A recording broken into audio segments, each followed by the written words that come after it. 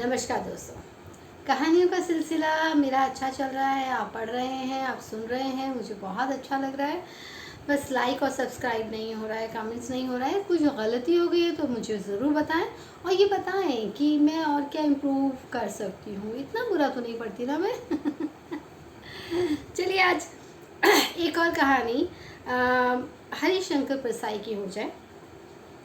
इन कहानियों में का एक अलग ही मज़ा है। जो समझते हैं वो हरिशंकर प्रसाई को जब समझने लगते हैं और पढ़ने लगते हैं, उन कहानियों को छोड़ नहीं पाते। तो मैंने सोचा ये ज़रा सिलसिला मैं आगे भी बढ़ाऊँ हरिशंकर प्रसाई जी की कहानियों का।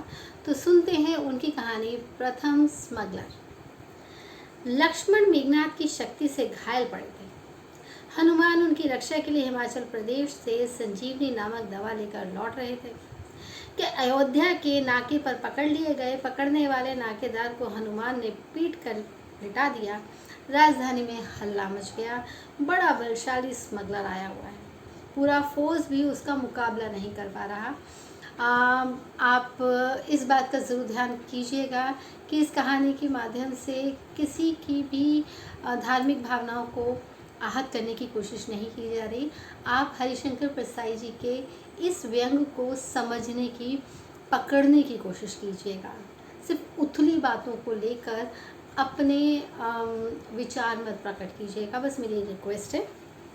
क्योंकि इस कहानी के पीछे का मर्म, इसकी सोच, इसका व्यंग एक अलग ही है। पूरा फोर्स भी उसका मुकाबला नहीं कर पा रहा जो इतना बलशाली स्मगलर आया हुआ है। आखिर भरत और शत्रुघ्न आए। हनुमान ने अपने आराध्य रामचंद्र के भाइयों को देखकर दब गए। शत्रुघ्न ने इन स्मगलरों के मारे नाक में दम है भैया, आप तो संन्यास लेकर बैठ गए हैं, मुझे भुगतना पड़ रहा है। भरत ने हनुमान से पूछा, कहाँ से आ रहे हो? हनुमान ने कहा, हिमाचल प्रदेश से। भरत ने कहा, क्या है तुम्हारे पास? सोने के बिस्किट, गांजा, अफीम? हनुमान ने कहा, दवा। शत्रुघ्न ने कहा, अच्छा, दवाइयों की स्मगलिंग चल रही है, निकालो, कहाँ है? हनुमान जी ने संजीवनी निकाल कर रख दी और कहा, मुझे आपके बड़े भाई रामचंद्र जी ने इस दवा को लेने के लिए भेजा था।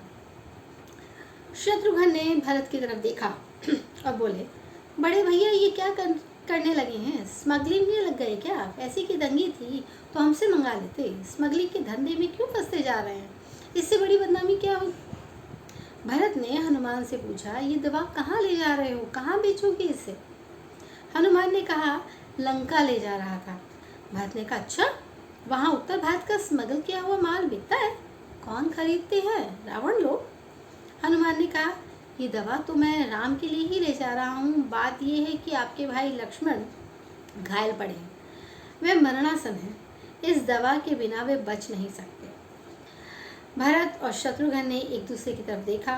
तब तक रजिस्टर में स्मगलिंग का मामला दर्ज हो चुका था। शत्रुघ्न ने कहा, भरत भैया आप ज्ञानी हैं, इस मामले की में नीति क्या कहती है? शासन का क्या कर्तव्य है?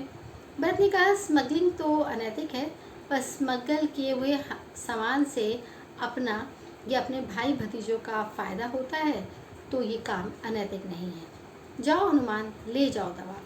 मुंशी से कहा, रजिस्टर का पन्ना फाड़ दो। देखिए ये बहुत बड़ी बात है। जो हमारे आराध्य हैं रामचंद्र जी, उनको लेकर ये व्यंग है या हनुमान जी को लेकर व्यंग है। पर इस बात का कहने का क्या मतलब है, उस चीज़ को ज़रूर समझिएगा। बातों को गलत डायरेक्शन में मत ले जाइएगा। इन्हीं की दूसरा एक व्यंग है खेती। सरकार ने घोषणा की कि हम अधिक अन्न पैदा करेंगे और साल भर में आत्मनिर्भर हो जाएंगे। दूसरे दिन कागज़ के कारखानों को 10 लाख एकड़ कागज़ का ऑर्डर दे दिया गया। जब कागज़ आ गया तो उसकी फाइलें बना दी गई। प्रधानमंत्री के सचिवालय से फाइल खाद्य विभाग को भेज दी गई। खाद्य विभाग ने उस पर लिख दिया कि इस फाइल से कितना अनाज पैदा होना है और उसे अर्थ विभाग को भेज दिया गया। अर्थ विभाग ने यानी फाइनेंशियल डिपार्टमेंट ने फाइल के साथ नोट नथी किए और उसे कृषि विभाग को भेज दिया गया। नोट से मतलब करेंसी वाला नोट नहीं, एक नोट लिखा कि इसमें क्या क्या चीज़ें होनी चाहिए। बिजली विभाग ने उसमें बिजली लगाई और सिंचाई विभाग को भेज दिया गया। सिंचाई विभाग में फाइल पर पानी डाला गया। अब वो फाइल गृह विभाग को भेज दी गई। गृह विभाग ने उसे एक सिपाही को सौंपा और पुलिस की निगरानी में फाइल राजधानी से लेकर तहसील तक के दफ्तरों में ले जाई गई। हर दफ्तर में फाइल की आरती करके उसे दूसरे दफ्तर में भेज दिया जाता। जब फाइल सब दफ्तर घूम चुकी तब उसे पकी जानकर फूड कॉरपोरेशन के दफ्तर में भेज दिया गया। और उस पर लिख दिया गया कि इसकी फसल काट ली जाए। इस तरह 10 लाख एकड़ कागज़ की फाइलों की फसल पककर फूड कॉरपोरेशन के पास पहुंच गई। एक दिन एक किसान सरकार से मिला और उसने कहा, हुजूर हम किसानों को आप ज़मीन, पानी और बीज दिला दीजिए और अपने अफसरों से हमारी रक्षा कर लीजिए, तो हम देश के लिए पूरा अनाज पैदा कर सकेंगे। सरकारी प्रवक्ता ने जवाब दिया, अन्न की पैदावार के लिए किसान की अब कोई ज़रूरत नहीं है। नहीं है भाई, हम 10 लाख एकड़ कागज़ पर अन्न पैदा कर चुके हैं।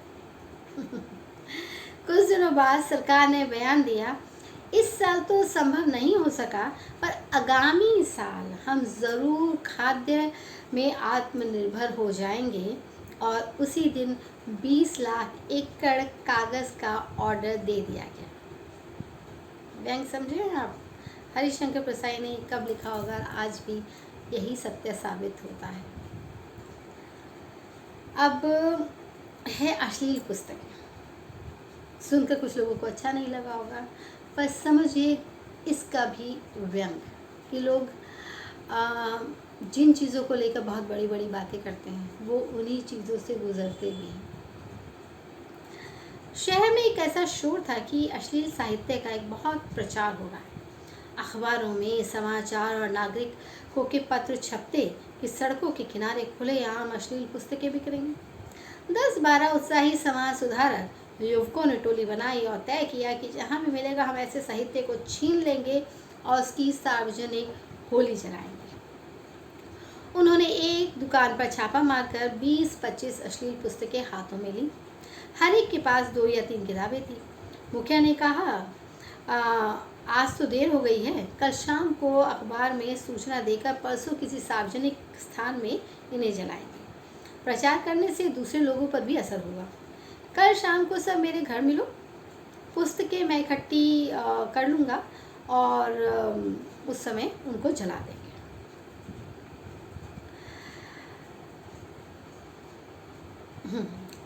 मुखिया ने अपने पास वो पुस्तकें रखनी चाहिए। उसने कहा, पिताजी और चाचा जी देख लेंगे तो आप आ जाएगी, तो ये 2-3 किताबें तुम लोग छिपाकर घर ले जाओ, कल शाम को ले आना। तो मुखिया ने वो किताबें अपने साथियों को दे दी। दूसरे दिन शाम को सब मिले पर कोई किताब नहीं लाया। मुखिया ने कहा, किताबें तो मैं इस बोरे में छिपा कर रखूँ, फिर कल जलाने की जगह बोरे को ले चलेंगे। उसने वो किताबें अपने दोस्तों से मांगी, किताबें कोई नहीं लाया था। एक ने कहा, कल नहीं परसों जलाना पढ़ तो लें। दूसरे ने कहा, अभी हम पढ़ रहे हैं, अब तो किताबें जब्त कर ही ली हैं। उस दिन जलाने का कार्यक्रम नहीं बन सका। तीसरे दिन फिर किताबें लेकर मिलना था हुआ। तीसरे दिन भी कोई किताब नहीं लाया। एक ने कहा, अरे यार, फादर के हाथ में किताब पड़ गई थी, वो पढ़ रहे हैं। दूसरे ने कहा, भाभी उठा कर ले गई थी, बोली कि 2-3 दिनों में पढ़कर वापस कर दूंगी। चौथे ने कहा, अरे पड़ोस की चाची और मेरी गैरहाजिरी में उठा के ले गई, पढ़ लें तो 2-3 दिन में जला देंगे। अश्लील पुस्तकें कभी नहीं जलाई गई, वो अब अधिक व्यवस्थित ढंग से पढ़ी जा रही हैं। समझ रहे हैं इस व्यंग को? नहीं समझ में आए तो कमेंट में ज़रूर लिखिएगा, पर अच्छे वाले कमेंट्स। रिपोर्ट कर दूंगी नहीं तो मैं। चौथी कहानी है रोटी। प्रजातंत्र के राजा ने जहांगीर की तरह अपने महल के सामने एक जंजीर लटका रखी थी। घोषणा करवा दी थी कि जिसे फरियाद करना हो वो जंजीर खींचे, राजा साहब खुद फरियाद सुनेंगे। एक दिन अत्यंत दुबला कमज़ोर आदमी लड़खड़ाता वहाँ आया और उसने निर्बल हाथों से जंजीर खींची। प्रजातंत्र का राजा तुरंत महल की बालकोनी में आया और बोला, फरियादी क्या चाहते हो? फरियादी बोला, राजा तेरे राज में हम भूखे मर रहे हैं, हमें अन्न का दाना नहीं मिलता, मुझे रोटी चाहिए, मैंने कई दिनों से अन्न नहीं खाया, मैं रोटी मांगने आया हूँ। राजा ने बड़ी सहानुभूति से कहा, भाई तेरे दुख से मेरा हृदय द्रवित हो गया है, मैं तेरी रोटी की समस्या पर आज एक उप समिति बिठाता हूँ, पर तुझसे मेरी एक प्रार्थना है, उप समिति की रिपोर्ट प्रकाशित होने से पहले तू मरना मत। हरिशंकर प्रसाई के जितने भी व्यंग पढ़ो, ऐसे लगता है उन्होंने आज अभी इसी वक्त बैठ कर कह दिए हैं। वो उस समय भी उतने ही इम्प्लीमेंट होते थे और आज भी उतने ही और वैसे ही लगते हैं हम। जाति, कारखाना खुला, कर्मचारियों के लिए बस्ती बन गई, ठाकुरपुरा के ठाकुर साहब और ब्राह्मणपुरा के पंडित कारखाने में काम करने लगे और पास के ब्लॉक में रहने लगे। ठाकुर साहब का लड़का और पंडित जी की लड़की दोनों जवान थे। उनमें पहचान हुई, पहचान इतनी बढ़ी कि वे शादी के लिए तैयार हो गए। जब प्रस्ताव उठा तो पंडित जी ने कहा, ऐसा कभी हो सकता है? ब्राह्मण की लड़की ठाकुर से शादी करे, जाति चली जाएगी। किसी ने उन्हें समझाया, लड़का लड़की बड़े हैं, पढ़े लिखे हैं, समझदार हैं, उन्हें शादी कर लेने दो। अगर उनकी शादी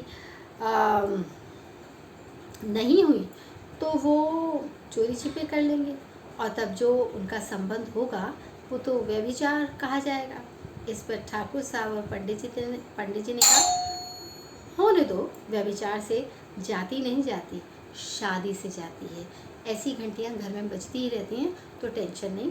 तो मैं आपसे विदा लूँगी आज की इस कहानी के साथ। आप ज़रूर बताइए कहानी कैसी लगी आपको और कमेंट्स पे ज़रूर लिखिएगा और साथ ही चैनल सब्सक्राइब कीजिएगा। खुश रहिएगा, मस्त रहिएगा और ज़िंदगी मज़े से जिएगा।